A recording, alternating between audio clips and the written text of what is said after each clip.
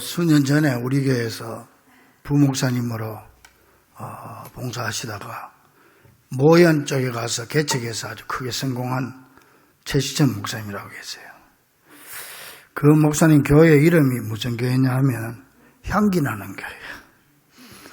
근데 이게 이제 언젠가 한번 내가 이름을 잊어버려가지고 어느 집사님한테 그 교회가 무슨 교회더라 그랬더니 집사님이 그 냄새 나는 교회요. 그래, 향기도 냄새니까. 그래, 냄새도 두 가지 향기가 있고 냄새가 있는 거예요. 악취가 있는데. 여러분, 우리 모든 성도들은 어디 가나 다 향기 나는 성도들이 되어야 될 줄로 믿습니다. 여러분, 우리 믿음의 조상이 아브라함이고 성경에 아브라함 수없이 얘기 들었잖아요. 여러분, 아브라함이 175세에 세상을 떠났는데 아브라함의 아내가 몇 사람인지 아세요? 아내가 여러분 알기는 사라는 알겠고 그 다음에 하갈도 알겠고 그런데 한 사람 더 있습니다. 그두라 라고 세 번째 부인이 또 있어요. 그리고 아브라함 자식이 몇인지 아세요? 여러분 아브라함 자녀들은 그러면 이삭 알고 또 이스마엘도 알죠. 나머지 모르죠. 근데 세 번째 부인 그두라에게서 난 6명의 아들이 있어요. 그래서 합치면 전부 몇 명이다? 자녀가 8명입니다. 그러니까 아브라함이 하나님께 부름받은 지 10년 후에 75세 부름받아가지고 86세에 하갈에게서 이스마엘을 낳았잖아요. 그리고 그 후에 또 25년이 지난 후에 100세가 돼가지고 하나님께서 사라에게 이삭을 줬죠. 그래서 이삭이 그 정통대를 이어가는 거는 부인인 사라에게서 난 이삭으로 100세 나서 얻은 아들 이삭에게 내려갑니다. 그 창세기 22장에 보면은요, 아브라함이 그 아들 이삭을 하나님께 번제로 드리는 장면이 나와요.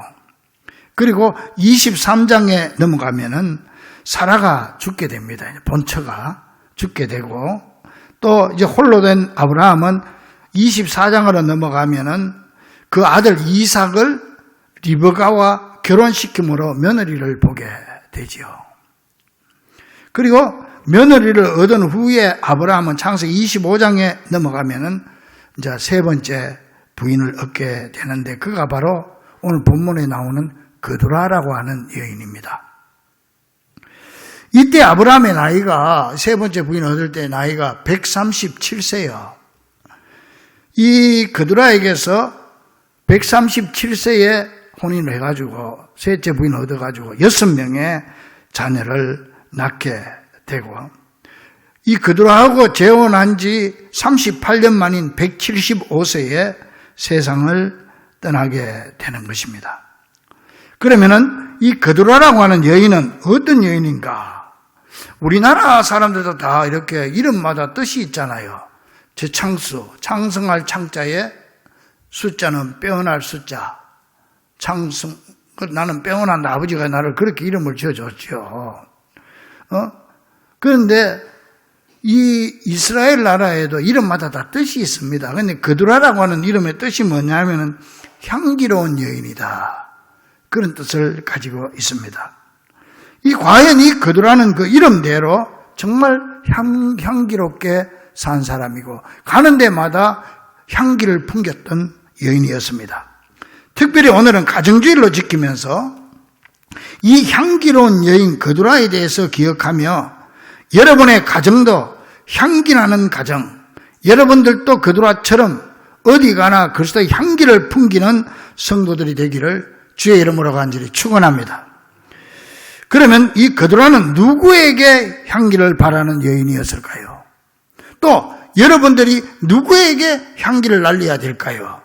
가장 먼저 중요한 건 남편에게 향기를 바라는 여인이고 아내였다는 것입니다. 우리가 이 땅에 살아가면서 수많은 만남을 가지고 살아가지만 가장 중요한 만남은 부부간의 만남이죠. 그러므로 우리가 향기를 발해야 될 상대가 누구냐? 첫 번째가 남편은 아내에게, 아내는 남편에게 향기를 발하는 사람이 되어야 되는데 바로 이 그두라가 그런 사람이었다는 겁니다. 아브라함이 본처와 사별하고 며느리를 맞으면서 쓸쓸했던 마음을 잘 달래준 여자가 바로 이 그두라입니다. 그런데 여러분 사실 살다 보면은 이 만남이 깨어지고 끝까지 좋은 관계로 유지되는 건 참 어렵잖아요. 그래서 처음에는 당신 없이 못 살아 그랬다가 나중에는 당신 때문에 못 살아. 이제 그렇게 바뀌는 경우가 많지요. 이 대체적으로요, 이 남자들은요, 철이 없어요. 그래가지고 옛말에 철들자 노망한다 그런 말이 있어. 이 남자들은 철들만 하면 노망해버려. 그러니까 그저 잘 따뜻거리면서 큰아들 하나 키운다 생각하고 데리고 살아야 돼. 근데 이 남자들은 또 우쭐한 마음이 있어가지고 지가 최고인 줄 알아요. 그래가지고 내가 성공할 텐데 이 마누라 때문에 내가 이 성공을 못한다 그러고 그렇게 생각을 하는 경우가 참 많습니다. 또 그런가 하면 또 실제로 악처도 있지요. 여러분 세계 4대 악처가 누군지 아세요? 첫 번째 악처가 누구냐? 소크라테스 부인. 여러분 잘 알죠? 소크라테스 부인. 이 맨날 돈은 안 벌어오고 방방에 앉아가지고 제자들 불러가지고 뭐 강의한다고 하니까 마누라가 그냥 화가 나가지고 그냥 그건 또 제자들 오면 뭐 차라도 끓여주고 해야 되니까 그냥 부엌에서 그냥 딸그닥 그 화가 나는 여자들이 화나면 부엌에서 밥그릇 소리가 설거지하는 소리가 큽니다. 그 남자들 부인들 집에서도 주방에서 딸그닥 소리가 크면은 정신 바짝 차려야 돼. 근데 그래도 못 들은 척하고 그냥 강의만 하고 있고 가르치고 있으니까 나중에는 꾸정물통을 갖다다가 확 부어버리잖아. 그러니까는 툭툭 들면서 아이고 천둥 소리가 나더니 기어이 소나기가 오는구만. 그러니까 부인이 얼마나 속이 참 탁했어. 그래도 그래 그러면 안 되지. 그래서 첫 번째 악처예요. 그 악처에 들어가는 거예요. 그 다음에 두 번째 악처가 누군지 아세요? 모차르트의 부인이에요. 모차르트 음악 작곡가 모차르트. 이 모차르트도 돈을 안 벌어오고 맨날 노래한다고 뭐 그러니까 이 마누라가 그냥 잔소리를 해도 안 되고 그래고 그 모차르트가 나중에는 몸이 약했어요. 병들으니까요. 이 마누라가요. 에이 모르겠다 하고 집을 나가버렸어. 병든 남편 내버려두고. 그 정도로 악취했다. 모차르트 부인이. 그래가지고 모차르트는 35살에 죽어버렸어요. 그런데 이 마누라는 80세까지 살았어. 그 다음에 세 번째 악취가 누구냐? 톨스토이 부인이에요. 톨스토이 여러분 잘 알죠? 그 훌륭한 유명한 톨스토이를 이 마누라가요. 말년에 늙어가지고 집에서 내쫓아요. 쫓아가지고 길거리에서 객사한다니까. 이 톨스토이가. 그 다음에 네 번째 세계적인 악처가 누구냐? 아마 바로 내 마누라가 아니겠나. 여러분들 다 그렇게 생각할 것 같습니다. 자기 마누라라고. 그게 참 우리가 보면은, 살다 보면은 이 부부 간에 화합해서 끝까지 가는 거 참 어려운 것 같아요. 그런데 여기 오늘 본문에 나오는 이 그두라는 그런 사람이 아니었다는 거예요. 끝까지 남편을 잘 받들고 가정에서 아내의 향기를 발한 여인이었다. 여러분 하나 알아야 될 게 있는데요. 50대 이상 된 여자들에게 꼭 필요한 게 네 가지가 있습니다. 이제 나이가 50이 넘어가면 꼭 필요한 게 네 가지입니다. 첫째가 뭐냐? 돈이 있어야 돼, 돈. 그 다음에 둘째는 딸이 있어야 돼. 아들은 아무 소용없어. 딸이 있어야 돼. 딸.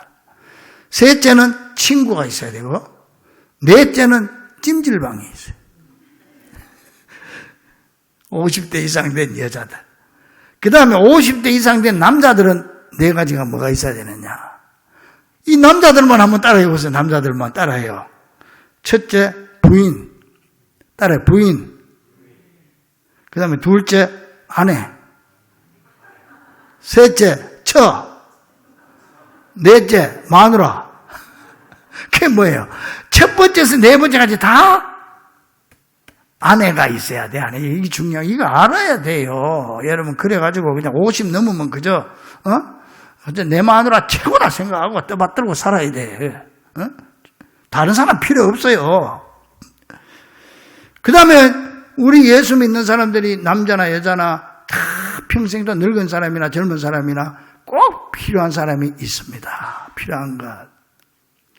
첫째 뭐냐? 따라합니다. 예수님, 하나님, 주님. 이 세 분은 평생 우리가 정말 필요하고 모시고 살아야 될 그분이에요. 믿습니까? 어떤 일이 있어도 다 놓아버려도 주님만 놓지 마세요. 그러면 우리의 인생은 행복해지고 성공하게 되고 잃었던 것이 무너진 것이 회복되게 되고 나갔던 것이 들어오게 되고 할렐루야. 주님께 달려있어요. 주님만 붙잡고 나가야 돼요. 거꾸로 다 끌어안아도 주님 놓쳐버리면 다 잃어버리는 거예요. 다 잃어버리는. 이 코로나로 인해서 많은 사람들이 지난주에 말씀드렸죠. 얼마나 많은 사람들이 지금 우리 교단만 해도 11만 명 이상이 지금 떨어졌어요. 낙심되었어요. 그거 안 되는 거예요. 이럴수록 더 주님을 붙잡고 늘어져야 돼.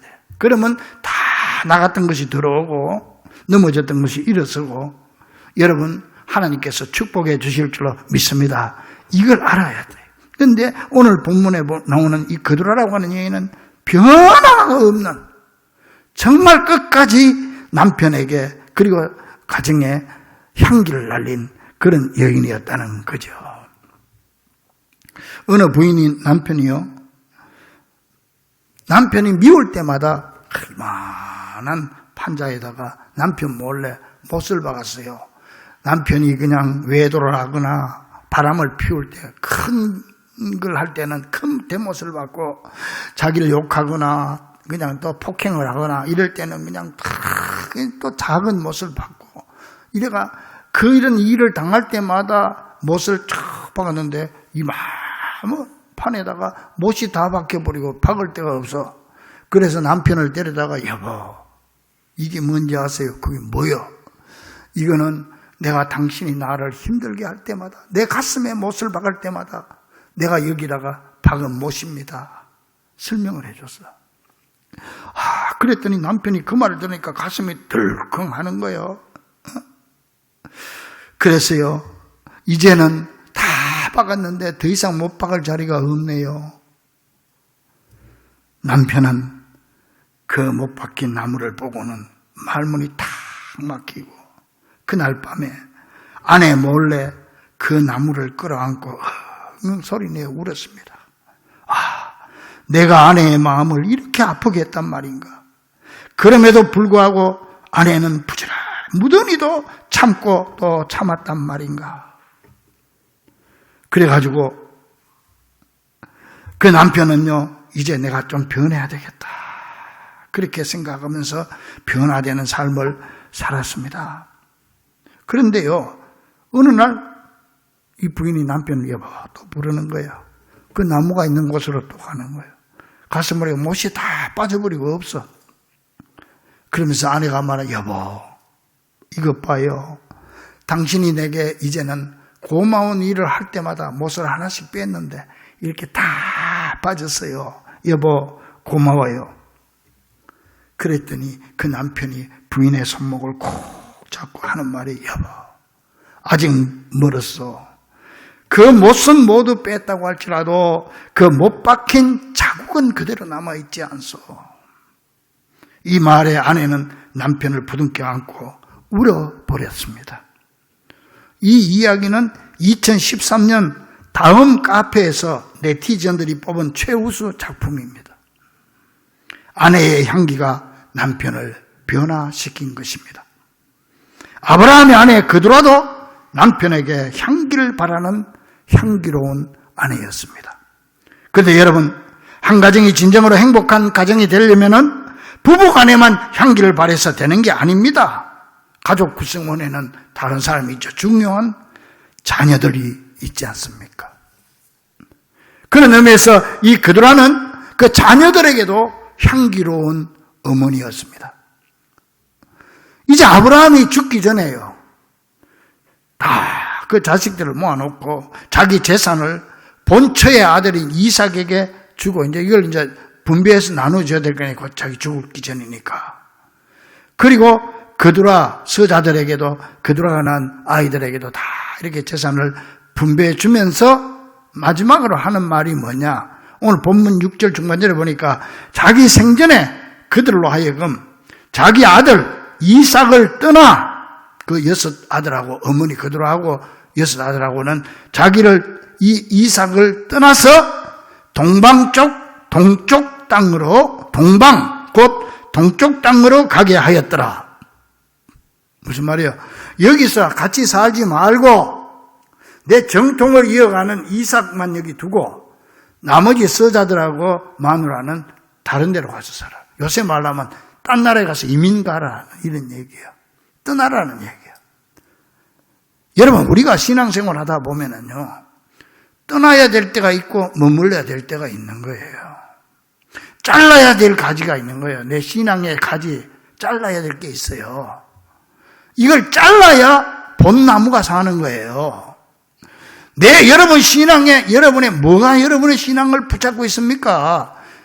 게으름이 게으름을 자랐어요. 그거 벗어야지. 그 평생 그렇게 살다가 주님 앞에 가면 구중 들을 것 같아. 응? 그리고 내가 주님 앞에서 내가 버려야 될 습성이라든지 습관이라든지 욕심이라든지 이런 거 잘했어요.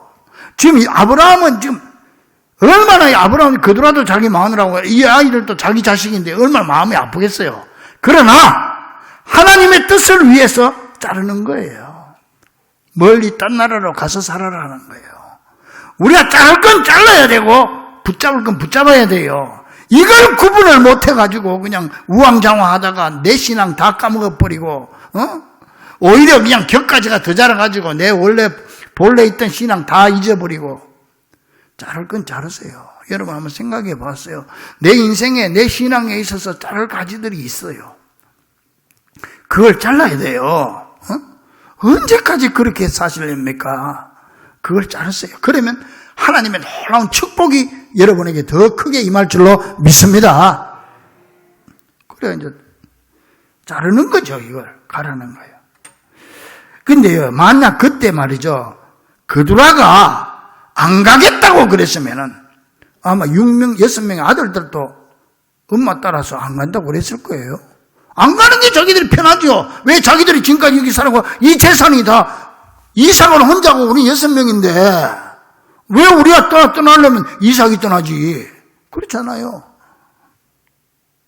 그런데요, 이 그두라는 힘없는 남편이 이렇게까지 할 때는 이 아이들도 다 자기 자식들인데 내가 내키진 않지만은 무슨 깊은 뜻이 있겠지. 그러고 떠나는 거예요. 자식들 데리고 떠나는 거예요. 응? 여러분, 그런데 여기서 놀라운 사실은 이 자식들도 그 어머니 뜻을 따라가지고 어머니가 하시면 우리도 가겠습니다 하는 거예요. 한마디 군소리가 없어. 이걸 볼 때 평소에 그 그두라가 자녀들에게 그런 모습을 보였고 믿을 수 있고 우리 엄마 말은 무슨 말이든지 내가 믿을 수 있다. 우리를 위한 것이라고 생각했기 때문에 따라갈 수 있는 거예요. 여러분 자식들이 어디 부모 말 하란다고 다 합니까? 여러분 요즘 어머니 그래서 말하잖아요. 내 자식이라도 다 자라고 나면 내 마음대로 못한다고. 럭비공하고 자녀는 어디로 튈지 모른다고. 우리나라 경제를 움직였던 정지영 씨 있잖아요. 정지영 회장도 그런 말을 해서 세상에 내 마음대로 안 되는 게 하나도 없어. 돈 많으니까 다 자기 마음대로 되지만 딱 하나, 2가지가 있다. 내 마음대로 안 되는 게 뭐냐? 골프하고 자식이다. 그랬어. 골프는 지 마음대로 안 가니까. 그 자식도 내 마음대로 안 돼. 여러분, 세계에서 제일 큰 게 우리 조용기 목사님, 순복교 알죠? 조용기 목사님도 뉴욕 집회 가지고 그런 고백을 했어요. 여러분, 나는 자식 농사에 실패한 목사입니다. 자식만은 내 마음대로 어떻게 할 수 없었습니다. 고백을 했어요. 여러분 따라합니다. 문제 있는 자식은 없다. 문제의 부모가 있을 뿐이다. 잘 이어가세요. 자식들은 잘못이 없어요. 부모가 잘못 키웠어요. 부모가 잘못됐어요. 여러분, 우리 자녀들은 다 착하고 다 훌륭합니다. 오늘 청년들 봐요. 그런데 부모가 잘못됐어요. 그러니까 고칠 건 자녀들이 고치는 게 부모가 고쳐야 돼. 부모가. 자식들 자꾸 호통치고 잔소리하지 말고 자식들이 삐뚤게 나가려고 할 때는 부모가 내가 엄마로서 아빠로서 애들한테 잘못한 게 없는가, 내가 엄마 아빠 노릇을 제대로 했는가, 이걸 생각해야 돼. 자기 자신을 생각해야 돼. 애들은 잘못이 없어.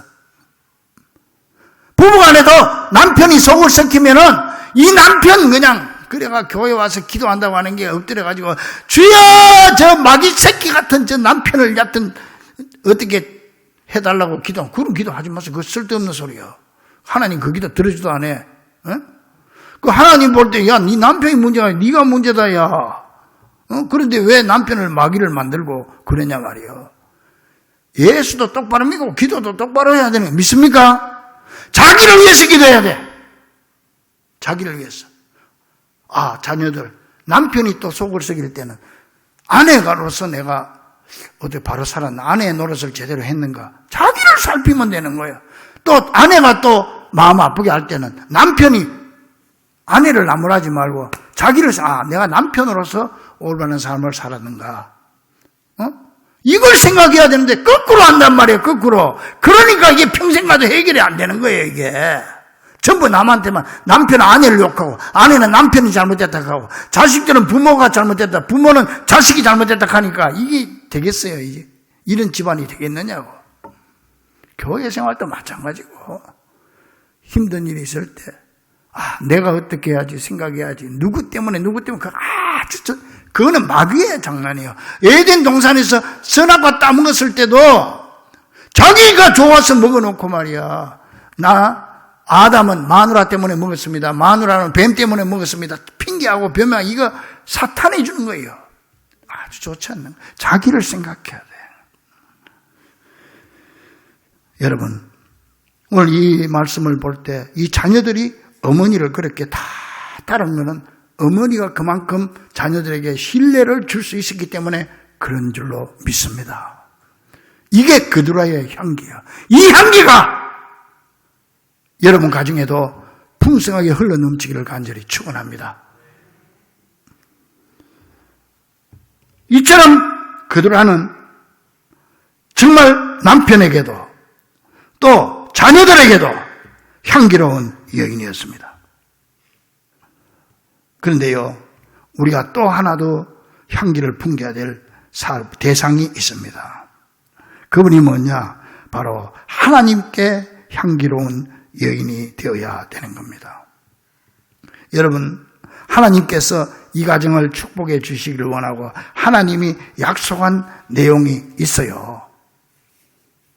여러분, 과거에 갈대아 우르에서 아브라함을 불러낼 때 창세기 12장에 내 고향 친척 아비 집을 떠나 내가 지시할 땅으로 가라.